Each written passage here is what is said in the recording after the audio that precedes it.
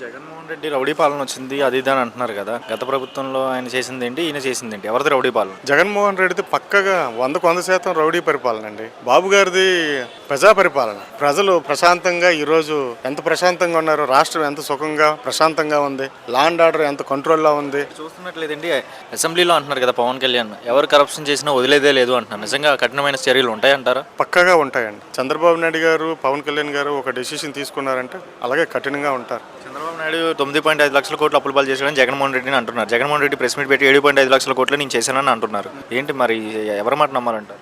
ఆయన అప్పులు అనేది జగన్మోహన్ రెడ్డి చేశాడు కదా, ఆయన ఒప్పుకోవట్లేదు. దొంగ దొంగ దొంగ అనేవాడు దొంగ ఒప్పుకుంటాడు. దొంగ అని ఒప్పుకుంటాడంటే నేను దొంగ అని ఎవరు ఒప్పుకోరుగా. సో ఈ కూటమి ప్రభుత్వం మీద అమరావతి డెవలప్మెంట్ జరిగిద్దని నమ్మకం ఉందా? 100% నమ్మకం ఉంది. కూటమి ప్రభుత్వం వల్లే మరో 15-20 సంవత్సరాలు ఇదే ప్రభుత్వం ఉండాలి. ఇలాగే చంద్రబాబు నాయుడు ఉండాలి. ఇలాగే పవన్ కళ్యాణ్ కలిసిమెలిసి ఉండి ఈ రాష్ట్రాన్ని అభివృద్ధి చేయాలి. చక్కనైన పరిపాలన ప్రజలకు అందించాలి. సుఖశాంతులతో ప్రశాంతంగా ఈ రాష్ట్రం దేశంలోనే మొట్టమొదటి స్థానంలో ఉండాలని మా అందరి ప్రజలకు ఆకాంక్ష.